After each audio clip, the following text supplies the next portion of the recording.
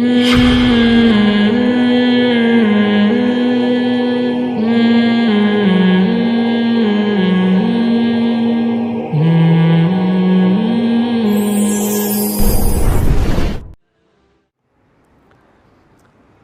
میں جلدی سے بات کو سمیٹ کے ختم کرتا ہوں. 24 گھنٹے ہم یونیورسٹیوں میں بھی، سیاستدانوں سے بھی، سائنسدانوں سے بھی کتابیں پڑھیں، وہاں بھی ہم آخرت کی بات نہیں سنتے. 24 گھنٹے ہم سنتے کیا رہتے ہیں؟ دنیا دنیا دنیا. تو ہماری حالت وہی ہو جاتی ہے کہ ایک آدمی نے بتایا کہ تیری بیوی بیوہ ہو گئی ہے، وہ مان نہیں رہا تھا. 20 لوگوں نے جب کہا ہے تو بھاگتا ہوا گھر جا رہا ہے روتا ہوا. لوگوں نے پوچھا تجھے کیا ہو گیا، گھر کیوں بھاگتا ہوا روتا ہوا جا رہا ہے؟ کہنے لگا میری بیوی کیا ہو گئی ہے، اتفاق سے بیوہ ہو گئی. لوگوں نے کہا کمبخت تو زندہ ہے تو تیری بیوی کہاں سے بیوہ ہو گئی؟ اس نے کہا یار سمجھ میں تو نہیں آ رہا، لیکن اتنے لوگ بول رہے ہیں، مجھے لگ رہا ہے اس میں کسی حد تک صداقت ہے. تو ہمیں پتہ ہے جب ہم عقل استعمال کرتے ہیں نا تو اتنے جنازے، اتنی قبریں دیکھ کے ہمیں بھی یقین ہو جاتا ہے یار تھوڑے دن میں ہمارا بھی انا للہ ہو جائے گا. پتہ نہیں کس طرح سے، کوئی ٹرک کے نیچے آئے گا، کوئی ڈینگی ہو جائے گا، کسی کا یہ جگر خراب ہو گیا، کسی کو شوگر ہو گئی، بلڈ پریشر سے دماغ پھٹ گیا اس کا، اور کوئی سیلاب میں، اللہ معاف فرمائے جو سیلاب میں تباہی آئی ہے. یہ تباہی تو کسی پہ بھی آ سکتی ہے، کوئی زلزلے آ سکتے ہیں، کچھ بھی ہو سکتا ہے بھائی. مسافر خانہ ہے، فری کرنے کی دنیا کو ضرورت نہیں ہے. لیکن ہوتا کیا ہے جب عقل سے سوچتے ہیں تو بات سمجھ میں آتی ہے، لیکن جب صبح دفتر جاتے ہیں وہ بھی پیسے کی بات کر رہا ہے، وہ باس کی غیبت کر رہا ہے. ابے اس کو نیا نیا آیا، کل کا بندہ ہے، اس کی تنخواہ دیکھ. ہم سالے یہاں 10 سال سے گھاس کھا رہے ہیں یہاں پہ، ہماری تنخواہ دیکھ. تو بات کہاں سے شروع ہوئی؟ سیلری سے، تنخواہ سے. ادھر ڈاکٹر کے پاس گئے، ڈاکٹر نے بولا ابے تم اپنی صحت تو دیکھو، تم شوگر ٹیسٹ کرواؤ، کولیسٹرول چیک کرواؤ، یہ کرواؤ وہ کرواؤ. تو باڈی کی ویلیو، چینل جتنے دیکھ رہے ہیں ان میں بھی ساری یہی باتیں. تو آہستہ آہستہ کھوپڑی میں بیٹھ کے آ جاتی ہے، یہ بات بیٹھ جاتی ہے کہ ہماری بیوی بیوہ ہو گئی ہے. صحیح ہے نا؟ یعنی وہ دنیا جس کو عقل یہ کہتی ہے کہ یہ لفٹ کرانے والی چیز نہیں ہے. مسافر خانے کو بھلا کون لفٹ کراتا ہے یار؟ جہاں سے جنازہ اٹھنا ہے تھوڑے دنوں میں کون لفٹ کراتا ہے؟ لیکن ہم اس مسافر خانے کو اس لیے لفٹ کرانا شروع کرتے ہیں کہ سب لفٹ کرا رہے ہیں، تو ہمارے دماغ میں یہ بات بیٹھ جاتی ہے کہ یہ لفٹ کرانے کی چیز ہے. حالانکہ عقل کہتی ہے لفٹ کرانے کی چیز نہیں ہے. اتنے جنازے دیکھ لیے ہم نے. سمجھ میں آ رہی ہے بات کہ نہیں آ رہی ہے؟ اس لیے قرآن کہتا ہے کہ انسان سارا دن دنیا دنیا دنیا دنیا دنیا سنتے سنتے مر جاتا ہے، اور جب بدعمالیوں کی سزا ملے گی قیامت میں، اعمال نامہ ہوگا، تو وہ کہے گا یا لیتنی لم اوت کتابیا ولم ادری ما حسابیا. ہائے کاش یہ حساب و کتاب کا دن نہ آتا، کاش یہ دن نہ آتا، میں تو اس کو بھول گیا تھا. فَالْيَوْمَ نَنسَاهُمْ كَمَا نَسُوا لِقَاءَ يَوْمِهِمْ هَذَا. کیا عجیب الفاظ ہیں قرآن کے. اللہ کہتے ہیں الیوم، آج کے دن، الیوم آج کے دن، یعنی قیامت کے دن کو اللہ کہہ رہا ہے آج کے دن ہم ان کو ایسے بھول جائیں گے جیسے انہوں نے ہم سے ملاقات کو یہ بھول گئے تھے. یہ ہر وقت اسی میں، صحت میں، پیسے میں، دولت میں، خوشیوں کے پیچھے بھاگ رہے تھے نا دنیا میں، بھول گئے تھے آخرت کو. اللہ کہے گا آج میں ان کو بھول جاؤں گا، آج میں یاد اسی کو رکھوں گا جس نے اس دن کو یاد رکھا تھا. بڑی عجیب آیت ہے. فَالْيَوْمَ عربی میں ایک لفظ ہے یوم، یوم کا مطلب کوئی بھی دن. جب الف لام لگ جاتا ہے نا الیوم، اس کا مطلب کیا ہے؟ آج کے دن. تو اللہ قیامت کے منظر کو آج بیان کر کے کہتا ہے کہ میں اس دن کیا کہوں گا؟ اے لوگو آج کے دن میں تمہیں ایسے بھول جاؤں گا جیسے تم اس دن کو بھول گئے تھے. لقاء ملاقات کو کہتے ہیں. لقاء یومہم ھذا، یہ تمہارا دن تھا، تم اس کو بھول گئے. تمہارا کیا مطلب؟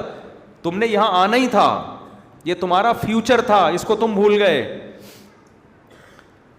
تو اس لیے میرے بھائی بار بار بار بار بار بار سوچا کرو کہاں گئے اتنے بڑے بڑے لوگ. آج کوئی جیتتا ہے نا، ہار جیت ہوتی ہے، جیتنے والا کتنا خوش ہوتا ہے. کسی ایکٹر کی فلم ہٹ ہو جائے، کسی ایکٹر کی فلم ہٹ ہو جائے، کوئی کھلاڑی فائنل میچ جتوا دے، 8-10 چھکے مار دے، صحیح ہے نا، اور اس کی وجہ سے ہم نے تو جاوید میاں کا آخری چھکا یاد آتا ہے نا, شارجہ تھا, اس نے آخری چھکا لگایا, وہ بھائی ہم بھی 2 فٹ کلابازیاں کھا رہے تھے بھائی. اس کے بعد بڑی عزت ہوئی جاوید میاں کی, اللہ عزت دے. اور لیکن جاوید میاں کی عزت ہوئی الحمدللہ, اللہ دے اور عزت. لیکن کیا ہے, جب مر جائیں گے تو کیا ہوگا؟ اس سے بڑی بڑی عزت لوگوں کو اللہ نے دی ہے. 2 چیزیں سوچ لیا کریں, قارون سے زیادہ عزت ہم نہیں کما سکتے. اس کے پاس اتنا پیسہ, اتنا پروٹوکول تھا نا, کہ جب وہ اپنے چاہو جلال کے ساتھ نکلا تو لوگ کیا کہتے تھے, یا لیتنا مثل ما اوتی قارون. یار اس آدمی کو, لوگ مجھے بتا رہے ہوتے ہیں مفتی صاحب اس لڑکے کی ایج دیکھو اور اس کے پاس پیسہ دیکھو, اس ایج میں خدا نے اس کو اتنا نوازا ہے. ایسا لوگ مجھے بتا رہے ہوتے ہیں. ایسی ایج ہے, 24 سال کا لڑکا کروڑوں میں کھیل رہا ہے, بزنس شروع کیا نا 4 سال والا, کروڑوں روپے کا مالک بن گیا. تو میں ان سے کہتا ہوں بھائی اگر دین ہے سبحان اللہ, نہیں ہے تو 2 ٹکے کی کوئی ویلیو نہیں ہے. اس کی کوئی ویلیو, کوئی ہے ویلیو؟ کچھ بھی نہیں ہے.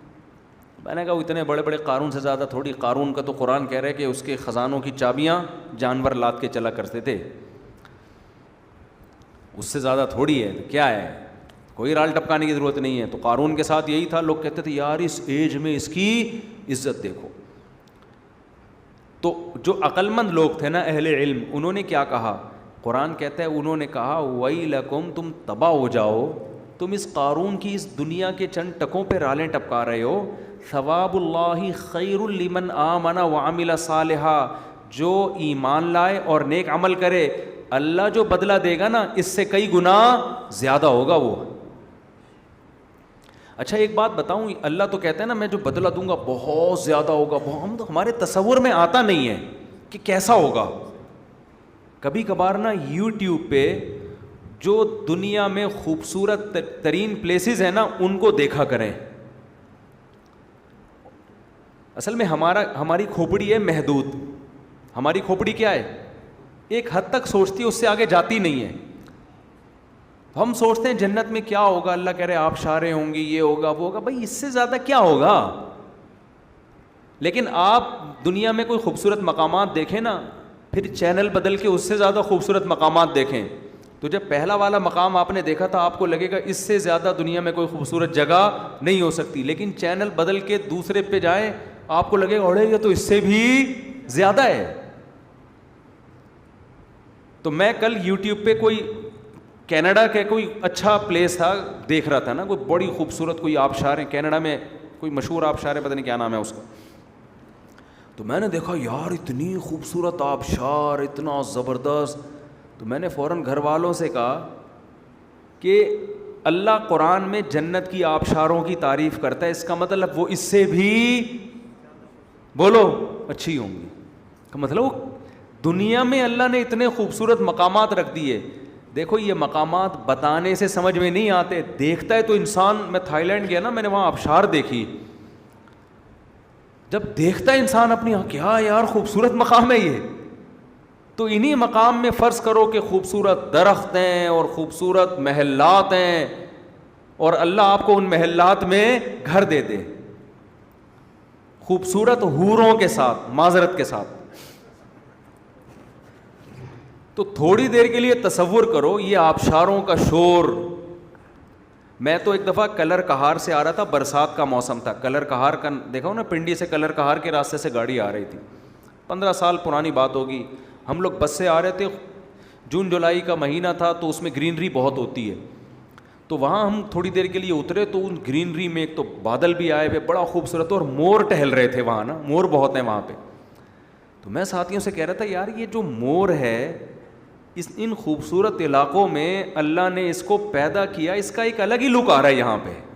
بالکل ایسا لگ رہا تھا جیسے ہم جنت میں ٹہل رہے ہیں.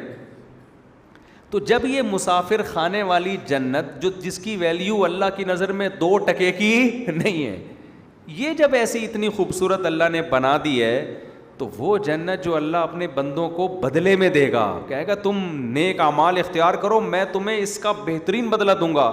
تو جس کو اللہ بہترین بدلہ کہہ رہا ہے اس کی حیثیت کیا ہوگی, کیا خوبصورت جگہ ہوگی وہ.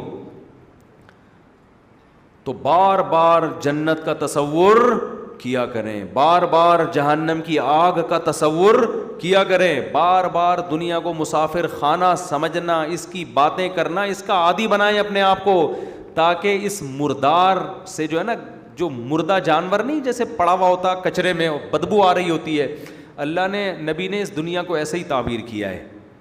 ہمارے نبی صلی اللہ علیہ وسلم کچرے کے ڈھیر کے قریب سے جب گزرے تو ایک مردہ بکری کا مردہ بچہ پڑا ہوا تھا, مردہ بچہ, اس میں سے بدبو آ رہی تھی.